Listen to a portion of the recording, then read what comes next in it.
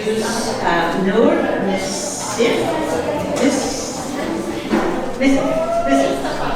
She just came to this country 4 years ago with her parents and 4 of brothers and sisters. She's 17 years old now. Last time I saw her, she was this big. She's now got a driver's license.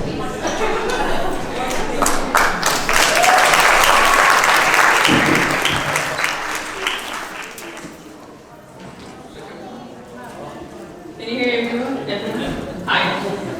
They spelled my name wrong, my last name. That's Rita's fault. Yeah.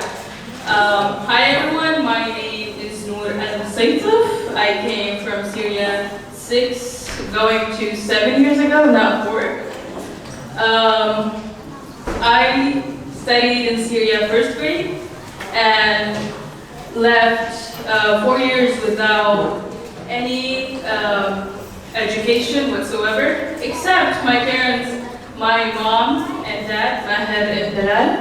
They taught me Arabic and math at home. Oh my God, I'm shaking. Okay. They taught me Arabic at home and math, so I can read and write Arabic. I came here going directly to 6th grade without any experience whatsoever in any way. I only learned math from my mom from notebook, so that was helpful, but it wasn't like going to school. Now I am doing Running Start, and this year is my last year of high school. Oh my gosh. I forgot everything I want to say. Yeah, well, no, I didn't finish your college. I'm doing Running Start this year. I'm a student in Redmond High School. This is my last year, and I am a student in Bellevue College too. This is I would consider it a freshman year in Bellevue College. There's a lot of us here. I came here with no English at all. Me and my family, none of us knew any English at all. And it was like a dream. At the first month, it was like a dream. And I was like, oh, please God, let me wake up out of this dream. It was so bad. Knowing no English or anything at all, it was horrible. It was like, I really can't explain it, except if you went through this, you would definitely feel what I'm talking about. But we and my dad here, Mahid, came with $100, only $100, $100. We were like, okay, we have $100. It was in the end of 2016. So after like 10 days of us coming here, he was like, hey, he was talking to a friend of ours. He was like, I need a charger. I don't have a charger. I think he had Samsung, a white Samsung at that time. So he was like, yeah, okay, let's go buy a charger. He went to T-Mobile in the car, and he spent $35 on the charger. Came home, he was like, oh my God, the chargers cost $35. Well, I'm bad at math, so I don't know how much left with the $100. But yeah, now we have a truck from the hard work of my mom and dad. They worked really hard to get us at that point and to keep us going, to make our future better and more successful and have a better life here. So, thank you everyone.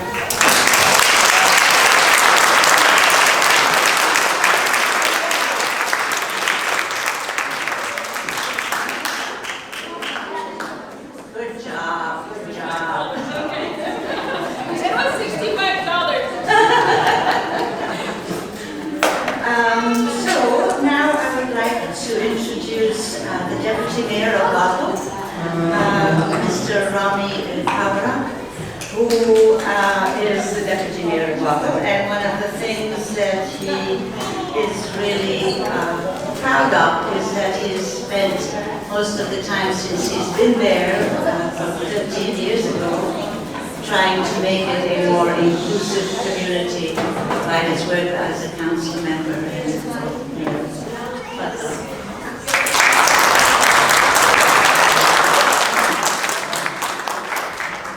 Assalamu alaikum. Don't worry, I'm Nour. I'm more nervous than you are. It's normal, no reaction. Nobody can tell outside. I know inside I'm going crazy.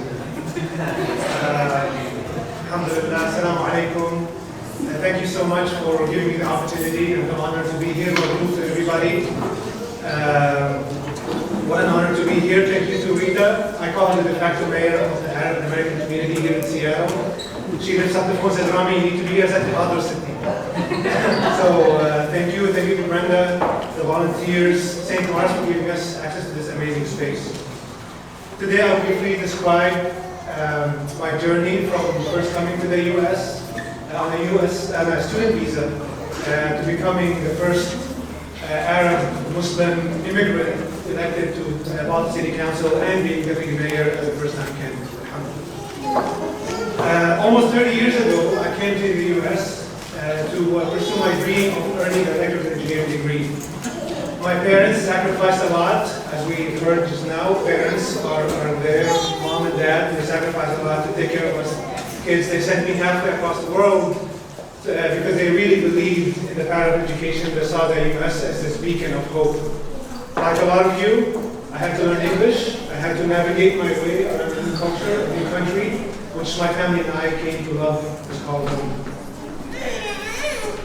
After graduating, I moved to Seattle for a job. Alhamdulillah, I got married a couple years later. Worked really hard, like a lot of you do, like a lot of us coming here. You know, new immigrants, we come here, we want to work hard, we want to earn, take care of our family. I earned my master's in business administration. I moved from engineering to the business side of things. In 2006, just 16 years ago, I'm okay at that. 16 years ago, I think I got my U.S. citizenship. It was one of the happiest days of my life. As a Palestinian refugee, we all know what Palestinians have gone through. Syrian refugees, you're going through it. I very much feel for you. It finally gave me a country to call home. A country where I am free to practice my religion and my culture as freely as I could. In 2008, I cast my very first presidential vote to this Muslim-sounding guy called Nour Al Msetif. I was so proud. By the way, next month we have a very important election. Senator Patty Murphy is also running for president over here. Please vote for her because her opponent is voting Trump.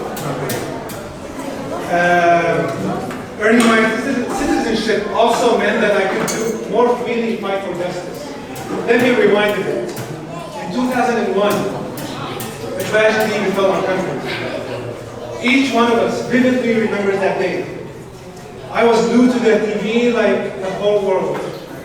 I was shocked, I was angry, I was scared. I was scared because I wasn't a U.S. citizen then.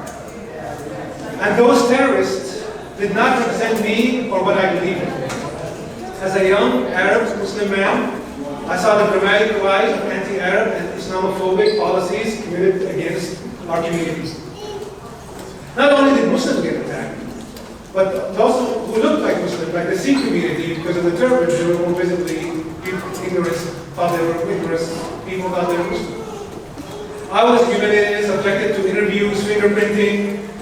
The same treatment happened to a lot of Arabs in the U.S. and Arabs and Muslims across the U.S. New surveillance and civil rights violating laws and policies were passed targeting Arabs and Muslims, whether citizens or not. I stepped up into civil rights, becoming a co-founder of the Washington chapter, it used to be called Seattle, of the Council on American-Islamic Relations, now CARE Washington. That work opened my eyes, that being as part of CARE opened my eyes to how much even more work we need to do to achieve racial equity in the U.S. Fast forward to 2020.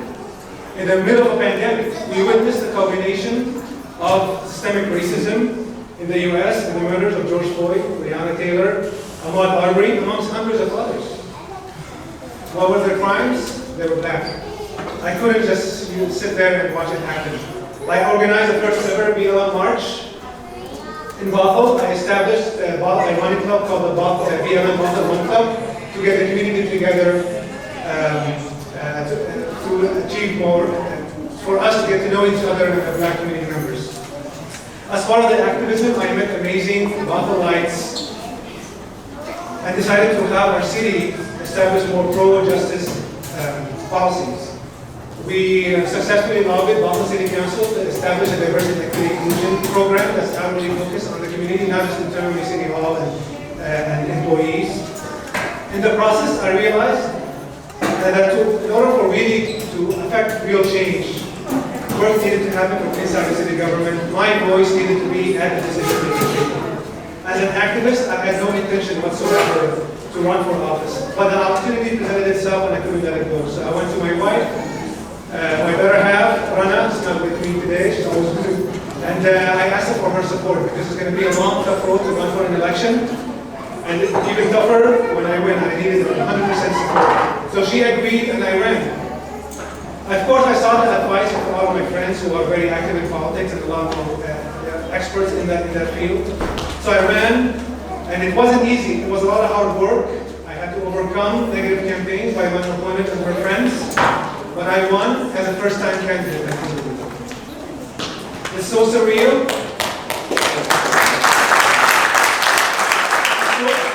When I landed in this country about 30 years ago, I never thought in 1,000 years that I would run for, let alone win an election. But it's time for our community to take charge of our own destiny. It's time for us to stop complaining and start acting. As the saying goes, if you're not at the table, you're on the menu. We have a menu, we have tables, there are activists right here. As